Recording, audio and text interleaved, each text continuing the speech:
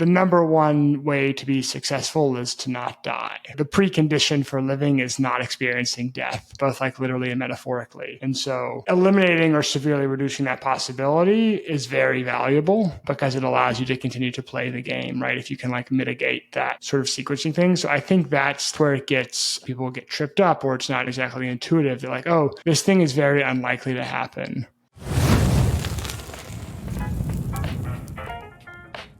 This week I'm sharing part of my conversation with Taylor Pearson, who is an entrepreneur, an investor, and the author of The End of Jobs.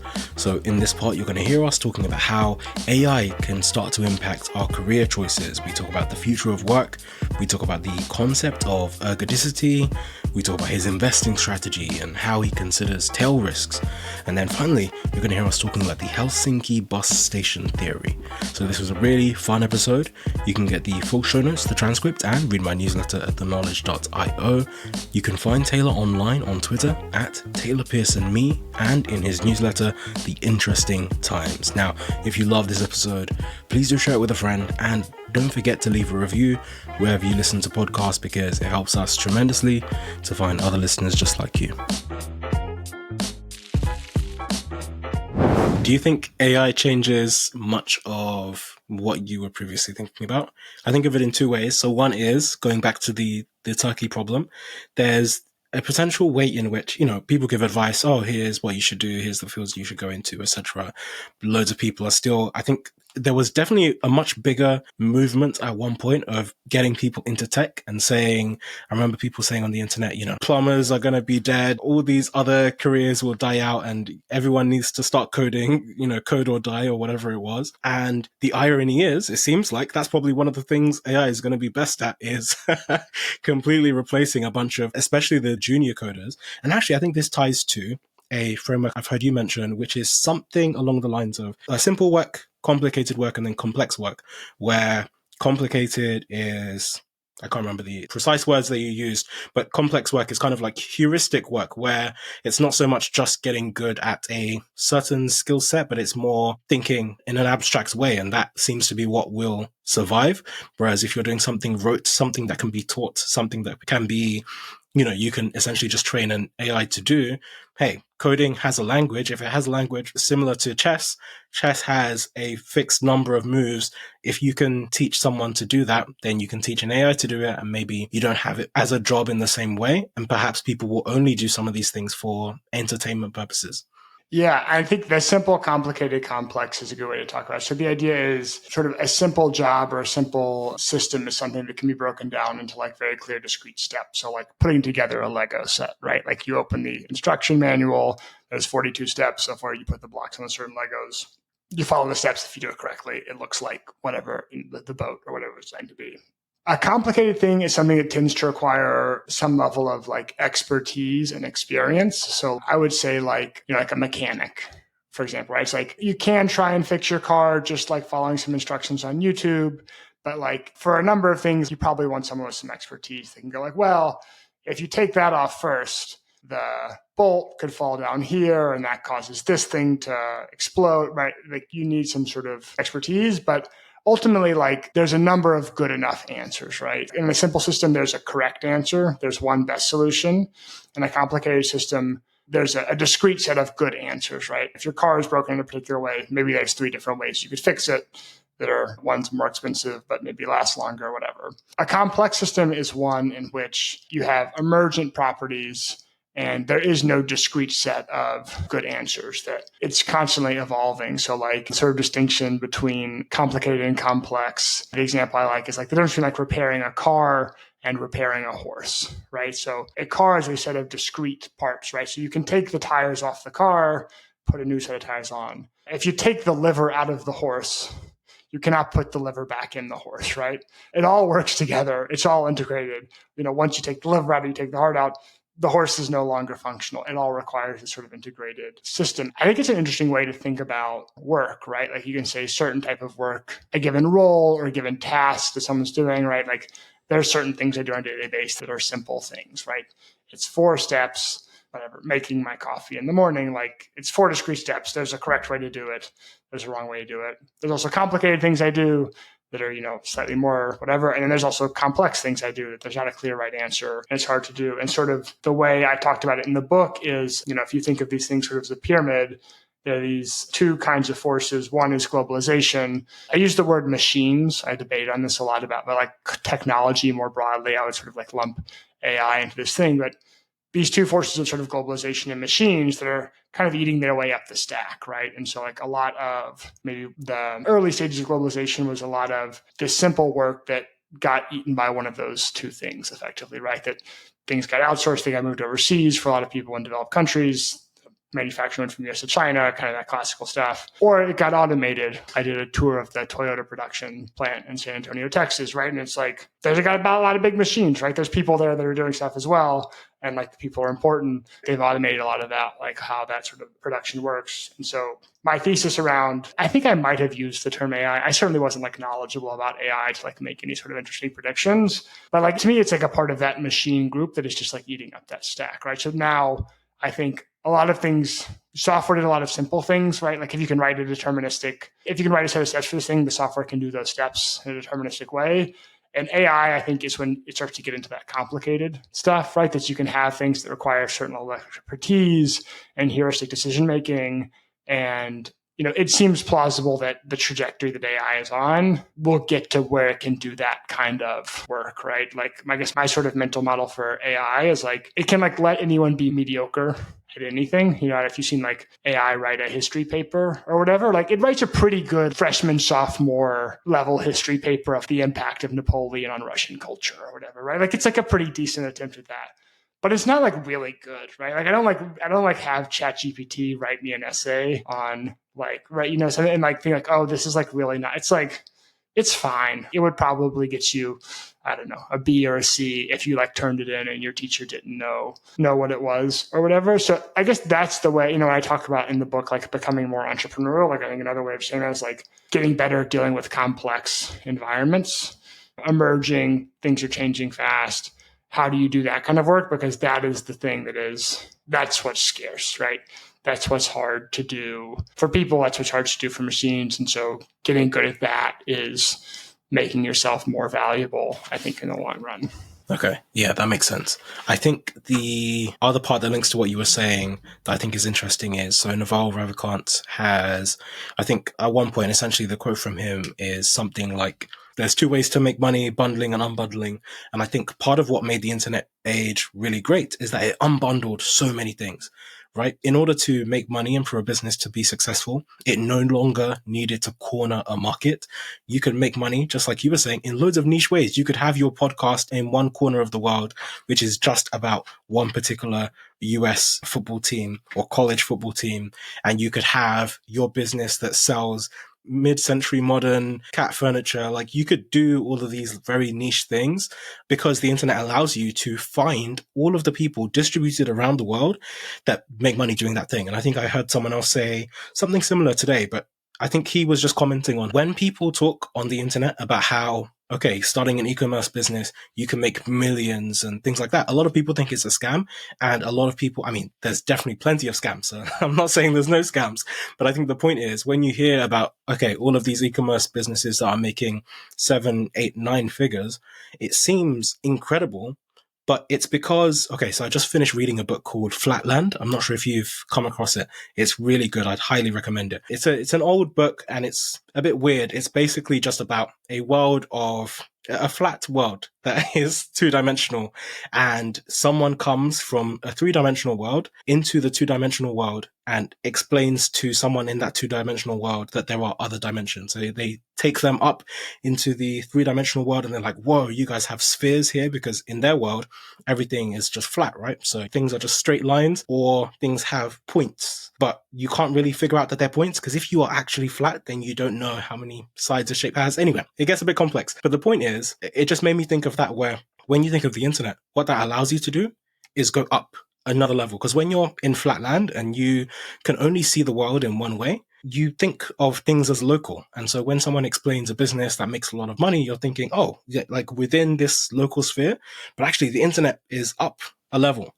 And you can go down into, Japan and China, and you can make money in all places in the world. And so it's super easy to have a 7-figure business because it's so distributed. Like, it's not in one place. If it was in one place, it would be a very different type of business.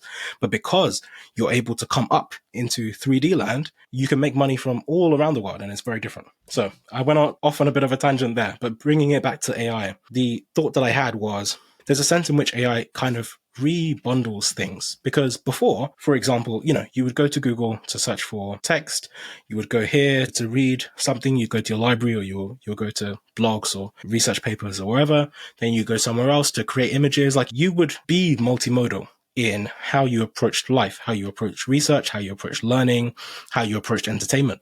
And there's a potential future where a lot of these things just coalesce, and actually OpenAI, or choose your tool of choice, they begin to aggregate a bunch of different services. And I think you're already starting to see that there's some AI tools that could generate characters, they can generate images, they can generate potential movies.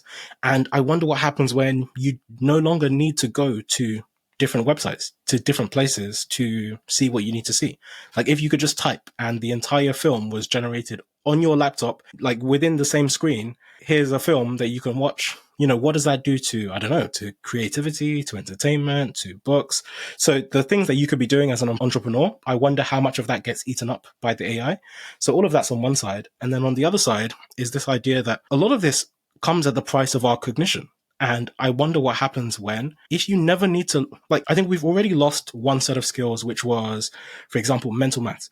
You don't need to learn to do mental maths if you have a calculator. And then what you currently use a calculator to do, if you just ask ChatGPT, what is this? What's the percentage of this? It's just going to tell you. You don't even need to learn that. And in a similar way, at least in our generation, you still have to do some research. Maybe you could use the internet for some of that research, but you don't have to go to the library and learn how to look for books. You could maybe do some research on the internet. You can look for web pages. What happens when you no longer need to learn to look for web pages? All you have to do is just type a search. So all of these different functions just coalesce into search function, and just being able to think of what you want is all that you need to be able to produce a vast amount of things. So I just wanted to know what you thought of the coming together of all of those ideas. My wife and I like those. Like every year, Netflix has 5 sort of C grade Christmas rom-com movies where the script feels like AI generated. Like, it's not AI generated. It could totally, you know what I mean? Yeah, it's the same cliche plot line where you can predict the thing or whatever. So whoever's producing those is screwed, because that for sure can be turned over to AI. Yeah, the Hallmark. I've seen that movie 5 times every year. Yeah, exactly. Hallmark better have some good AI engineers, because someone is coming for them. I think that's interesting. And you're talking about the flatland thing, and I like the bundling and unbundling framing, because it captures a sense in which nothing is novel. Right. Or we're just recapitulating certain things. So it's in a certain sense, I think about, it's not that there's no local businesses on the internet. It's that the way you define local is different.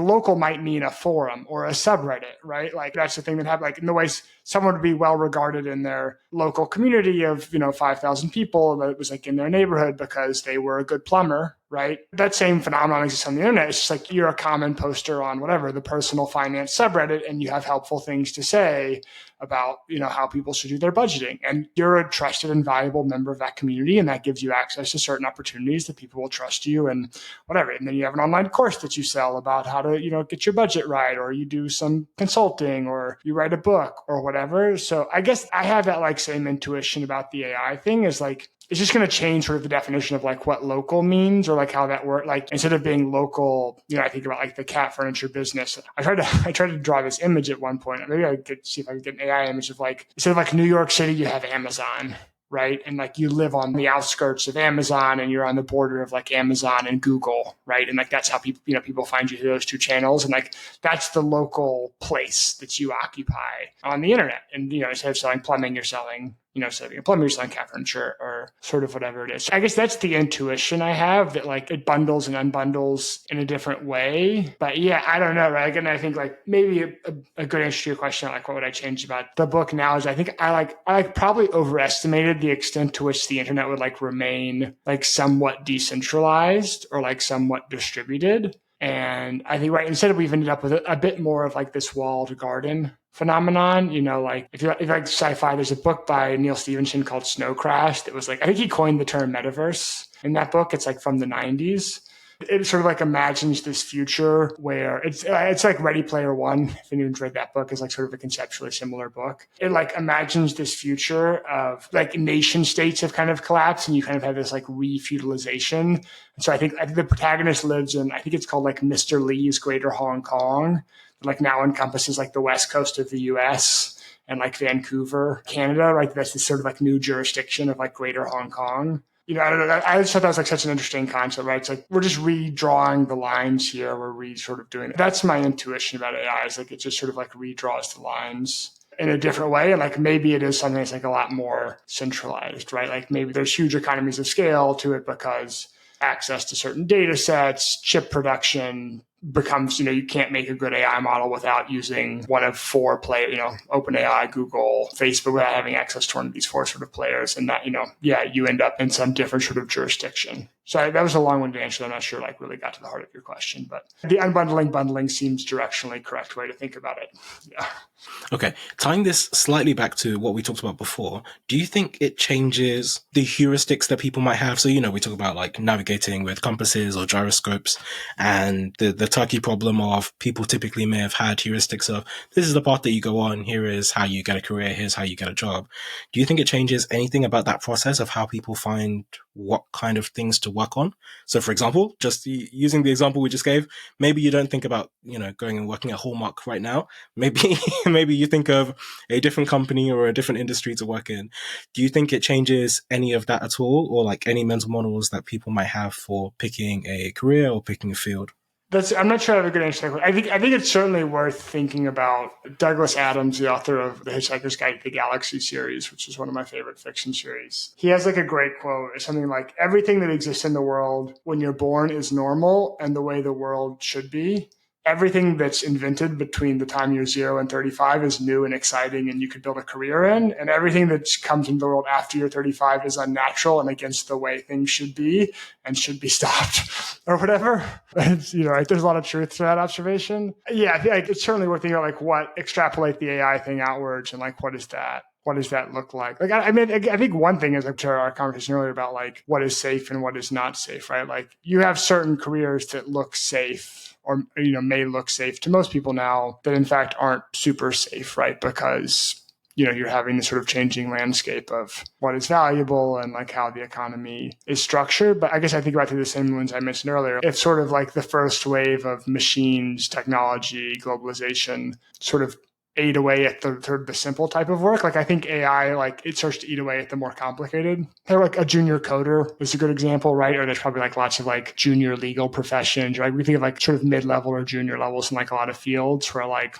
it's not as defensible as it used to be, right? Like, so I moved into like a older house and I'm like learning about home maintenance and all this kind of stuff. And like ChatGPT is awesome for that, right? Like I can get to like a 3 out of 10 plumber knowledge, like pretty fast. Does that make me a good plumber? No. Like, does that mean I'm like qualified to do something? But like, I can get a basic understanding. I can get to like mediocre at something like a lot faster than I used to be. That like first half of the learning curve, I think is a lot faster. But yeah, I'm not sure it like affects that much on the second half of the learning. You know what I mean? Like being truly exceptional if something feels as or more valuable as it used to. Yeah, that makes sense. And actually, I'm very glad that we talked through this part because it's also helped me to solidify some of my thoughts on certain things. I think that some of the stickiest jobs will also be the ones with the highest risk asymmetry. Literally just came off the back of what you were saying. So thinking about law specifically, from when I worked in law, people were already talking about, this is before we were talking about AI, but tech was already starting to be incorporated into law. And there were already these murmurings that, oh my gosh, some lawyers might be replaced by technology. And that seemed like nonsense to me and my reason why has changed from now. But at the time, it was because I worked at a firm where, we'd had a merger with a US firm, so now it was a much bigger firm. But the original version of that firm, we had people that I worked with so there was one guy, I think he was almost 80 or something, and he had been a trainee when so that's like a first or second year associate when the first Star Wars film came out. And the person that he worked with, that he trained under, was also still at the firm. and the person that he trained was also still at the firm. Like you have like 3 generations of really old people that all one trained the next all at the same firm. And when they were first and second year associates, they didn't have email. There were no email, there were no computers, there were no typewriters. Secretaries used to write by hand what a partner dictated to them. So first of all, imagine how hard that job was. And then and then trying to get everyone trained on email or trained on typewriters first and then trained on email. And you think at some point, oh, you're not going to need all these secretaries. People are worrying about what's going to happen to trainees because, for example, I think trainees used to have to like write things out by hand or to copy documents. They would just type them out again. And that was how you made extra copies of documents that you needed to take with you. And you would think, oh, we're not going to need all these trainings. And now, before you would have like 2 or 3, now you have dozens. The same in the US, you have summer associates and you have first and second year associates. You have so many more of them because there's actually way more work for them to do. But I think the reason my thinking has changed, I still come to the same or similar conclusion, was just off the back of what you were saying, where I think it's just a function of risk. And it's the same reason right now people are still not accepting self-driving cars. If you drive your car and you kill someone, you can say sorry. And it's like, at least there was a human that you can either forgive or hate for the rest of your life. If an AI is driving a car and kills your child, what do you do? Like the anger that you have nowhere to direct it. And I think that's a big reason why people hate it. And so it's the asymmetry function there where if the risk could involve AI killing someone, people are not necessarily going to be on board. And similarly with law, if the risk is your company's going to lose millions because this AI didn't think to check this other thing, good grief. Like the lawsuit for the first, law firm that tries to employ AI on something serious is going to be astronomical. I can't imagine being the partner that decides, oh yeah, we're going to take this risk, especially on something serious. And so I wonder how long it will take for some of these things to be sticky. Whereas if the risk, like plumbing, hey, I can just say what's going to happen. The risk is maybe I can't use the toilet for a little while. The risk is, okay, now I have to call a real plumber to come and do the thing that I just messed up. I made it even worse. So I think that's how some people might do the maths. I use ChatGPT for writing stuff, and I find it's just like, to your point about the bundling, unbundling, like there's just certain things, like it's really good at like analogies, like I'm trying to explain this concept, like throw out some analogies for me, or like, I was trying to do something with like a sports metaphor and I was like going back and forth with it, trying to come, and it was like great at that. But yes, it's certainly like, I would never use it for something where I need to be like 99% confident, right? Like something where where 70% accuracy is sufficient. Great. That's fine. Like I'm going to do some sort of like brainstorming exercise, but about law for sure. Like I have a ChatGPT bot that like have a little prompt in there for it to be a lawyer or whatever. And like, I'll talk to it or whatever. And it is useful for like me coming up, like before I have a call with a lawyer, I will come up with you know what I mean? Like I'll use it to like come up with the questions and get like be mediocre, be 3 out of 10 or whatever to like be able to participate in that call. I wouldn't like make a major financial decision on the basis of that thing. Hey, we'll get back to the episode in just one moment, but I wanted to tell you very quickly about my newsletter. I started sharing everything I was learning online and a few thousand people came along for the ride. I send 3 regular emails. Brainwave fortnightly on a Tuesday, which is about the intersection between technology, philosophy, and psychology. Then every week on a Thursday, I send Revelations, and that's about creativity and productivity. And then finally, every other weekend, I send Wayfinder, and that's about decision making. So people in the audience actually send me really tough problems that they're working through, and I help to deconstruct them using mental models and decision-making frameworks. So if you'd like to subscribe, you can join me and over 20,000 incredibly driven people at theknowledge.io. Okay, back to the episode. Yeah, exactly. I think same. And I don't want this to turn into, we're just talking about law. Here is one, maybe to connect to your investing, which is probably one of the main things that you do now, running the Mutiny Fund. But there's an obvious tail risk that people talk a lot about with AI, which is that it's going to come and kill everyone. And so maybe not specifically to talk about that, but I would love to know how you think about tail risks in general, because I've heard you talk a little bit about the way that you do investments, but actually, maybe taking a step back from that, why would you even do investments by yourself? Why would you invest? There is a safe way potentially to do money where you just spread the risk out in a non-ergodic way across the entire market and you just say, hey, I'm just going to put all my money in ETFs. Why would you choose to do anything more complicated than that? Yeah, so I think you've mentioned Ergodicity a couple of times, so maybe it's worth like talking about that, because I think that sort of plays into what we're talking about with the career stuff and also the sort of investing stuff. So ergodicity is a term from physics, but the basic idea of ergodicity is when you have two scenarios. So one is, I'm going to use my own terms, not necessarily technical terms, but what you call like an ensemble average. And one is where you have what's like called like a time average. So you can think about it, does one person doing a repeated action over time get the same outcome as many people doing one action, right? So in the case, if you flip a coin, you have 100 people flip one coin and you count how many heads and tails there are. You have one person flip a coin 100 times. Statistically, it's going to work out to be the same distribution, right? You're going to have the same thing. If you have a scenario where the fun example is Russian roulette, if you have 6 people play Russian roulette once, as opposed to one person playing Russian roulette 6 times, you get a very different outcome, right? If 6 people play once, one person loses, 5 people win, and 5 people are very happy. If one person plays 6 times in a row, they're guaranteed to lose eventually. So in a not necessarily, a situation where the ensemble and the time average or path are not the same is said to be non-ergodic. And so it's interesting with respect to like careers and technology and paths and stuff, right? Because it's like, just because it worked for someone else at another point in time doesn't necessarily mean it will work for you now, right? It depends what path and what trajectory you're on.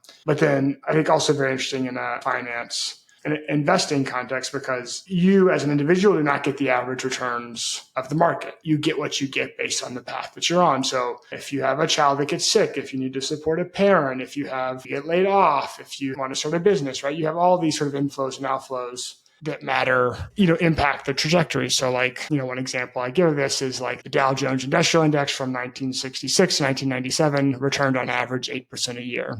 But it did that in 2 very different ways. So the first part of that period, not remember these dates exactly, but let's call it like 66 to 82, it was basically flat. There were no returns. And for the second part of that period, let's call it 82 to 97, it had 15% a year returns, right? So it had 8% on average over this 30-year period. But the trajectory of those really matters, right? So if you are 65 years old and you retire at the start of that time period, you are drawing down that whole period, right? You're sort of spending your money. And so you don't get the average returns, because by the time the strong period of returns comes in, you've already withdrawn a lot of your wealth. If you do the inverse scenario, you get strong returns. So I don't remember these numbers off the top of my head, but something like, let's say a couple that retires with $3 million and they're planning to spend $180,000 a year in their retirement.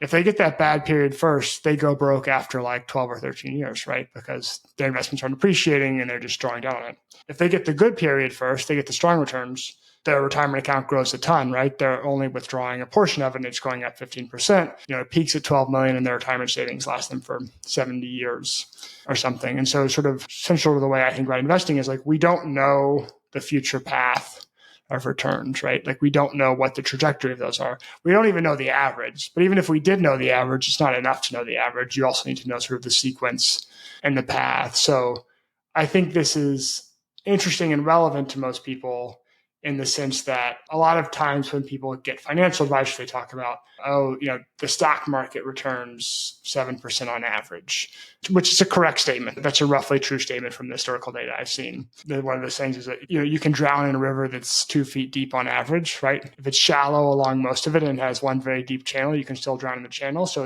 you can withdraw 4% a year from an investment strategy that earns 8% a year on average and still go broke, right? Because it depends on the trajectory, the path of sort of what those investment returns are. So that's kind of the central idea I've been interested in, and sort of I think how that applies is I think a lot of investing advice, investment education doesn't tend to make that delineation about like path and ensemble, or like averages can be deceiving in that sense. And so sort of part of my philosophy and how I think about it is it's not just trying to maximize whatever your long-term expected return is.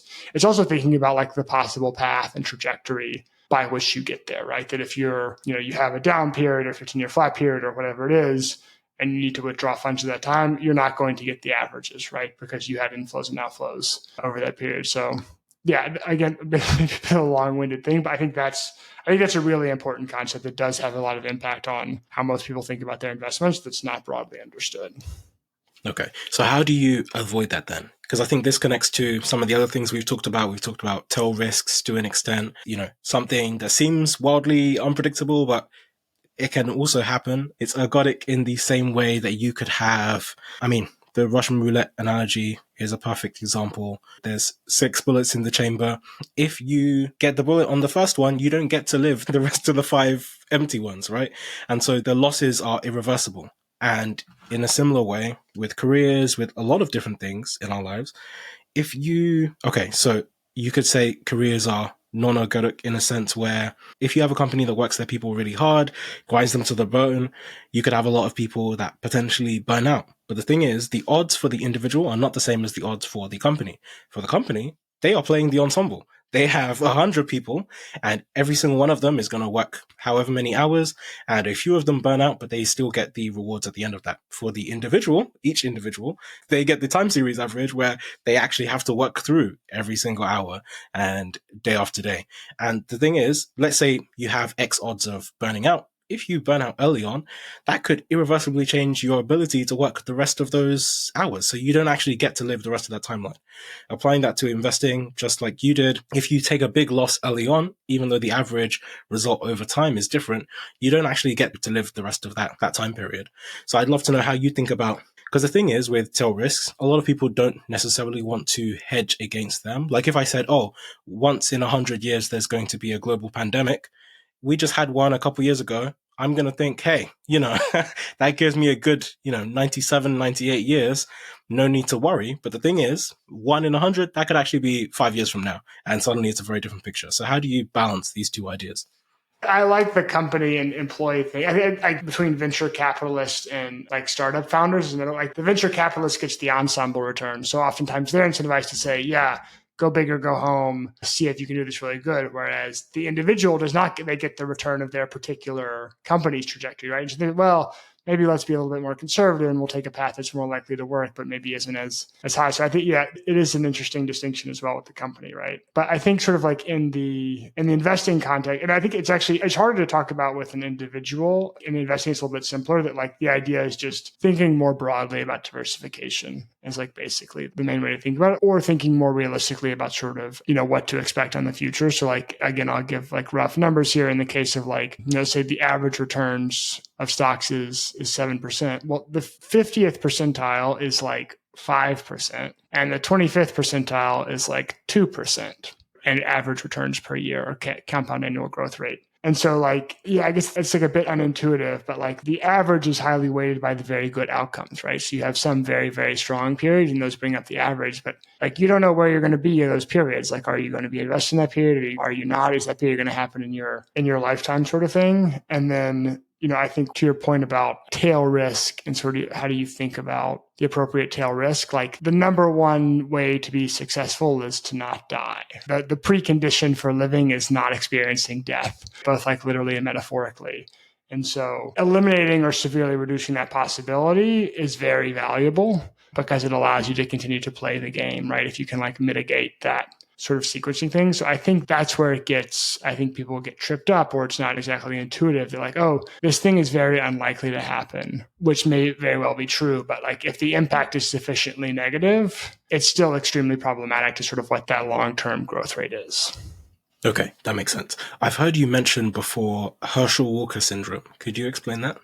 Yeah, so Herschel Walker was a running back, American football player. He was most famous. He played for the Dallas Cowboys. He was like the great running back of the era, of generation. And I don't know, 1990, I'm trying to remember what year it was. He got traded to the Minnesota Vikings, and the trade is like now called the Great Train Robbery.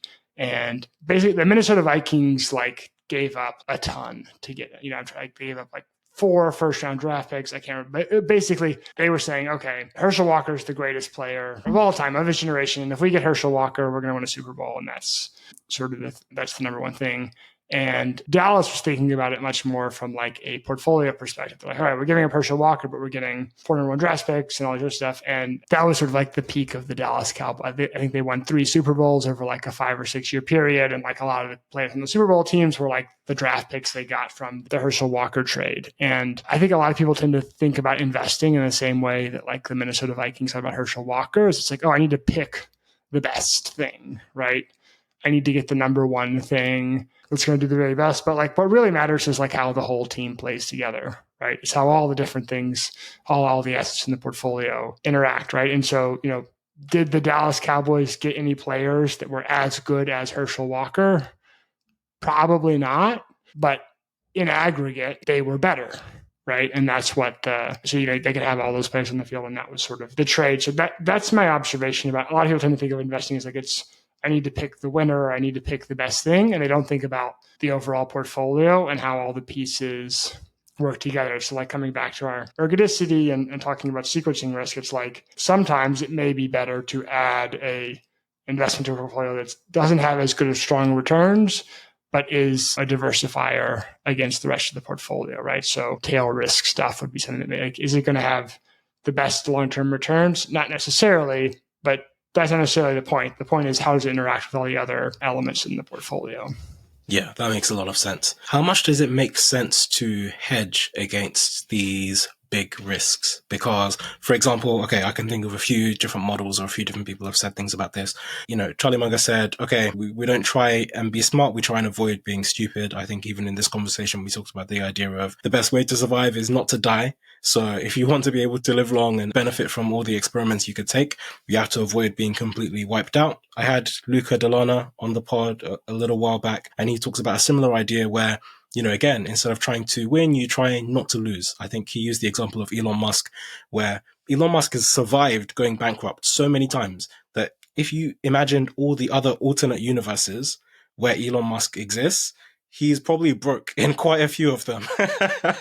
And actually, we are living in the one universe where Elon Musk gets to be the richest person in the world simply because he's taken so much risk. And actually, it might be better to optimize for, I think the model Luca uses is, how could I create a situation so that in the maximum number of alternate worlds, I am equally happy?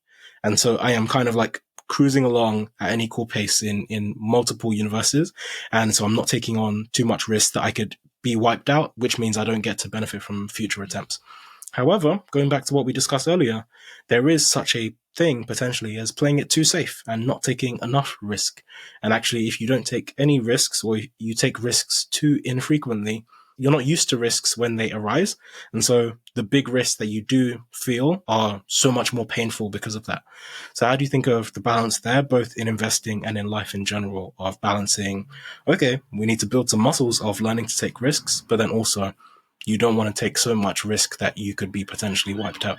Yeah, I like the exercise example you gave, like jumping off a wall is nice, right? Like you want more moderate stressors or more moderate risk and less significant tail risk, right? So like I think someone's like running a small business or working a small business, you have a lot more moderate risk. This client doesn't pay, this thing doesn't happen, but you're a little bit more in control of your destiny, right? Like you're sort of like directly interfacing with the market. So you don't want to eliminate risk, it's that you want to eliminate the very, very big risk, and you want to take more of the appropriate medium-term risk. So like one of the concepts I had in the end of jobs is this idea of like stair stepping in your career, that like you want to try and do something that's like reasonably adjacent to your skill set, as opposed to like, I'm going to leave my corporate law job and I'm going to go do like an AI startup where I have no experience in AI and whatever, right? Like that's a lot harder than like, I'm going to leave my whatever job and I'm going to do something that's like reasonably adjacent to it, where like my existing network and skills or whatever are somewhat transferable, and do it right. Like it's still a risk, but it's not like I'm going to start from scratch kind of thing. So that tends to be the way I think about it career-wise.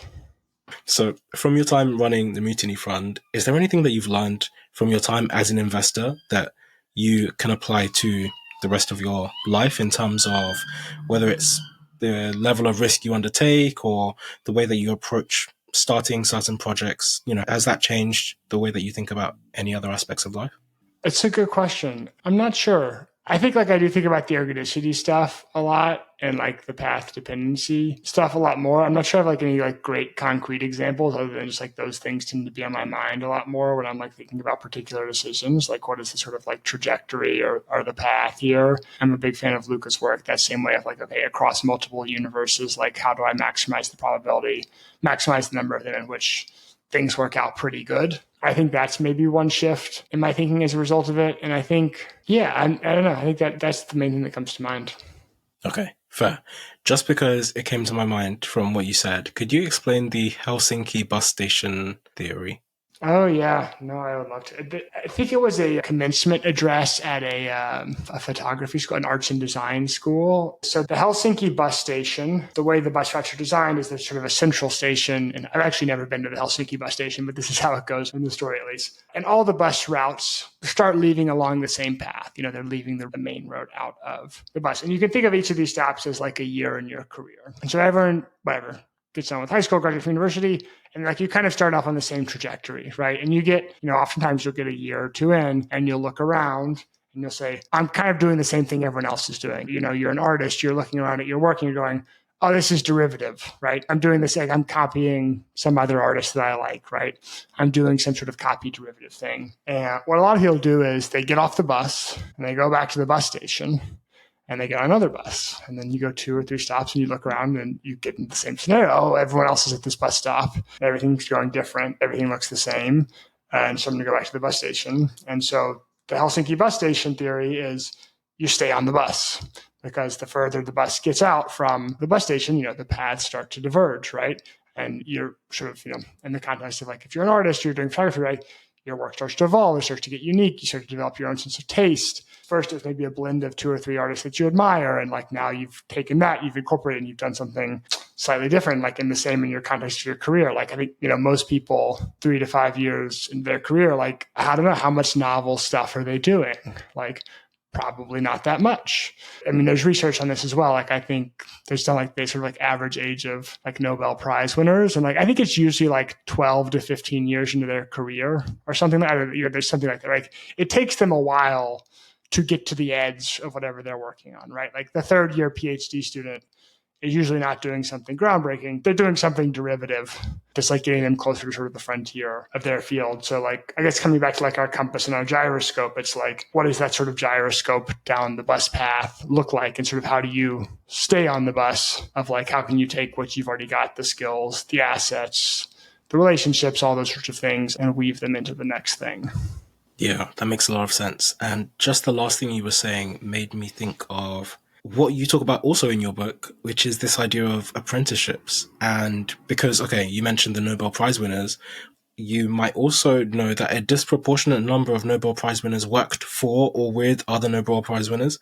And you can find some, almost like factories, unintentional factories where there are 2 or 3 different Nobel Prize winners that all worked at one point within the same university working with one particular person. That person themselves may not even have a Nobel Prize, but at least there was a starting point where all of them kind of diverged from. And I think that's also another underrated aspect of life building or career building, which is just kind of learning from other people as well.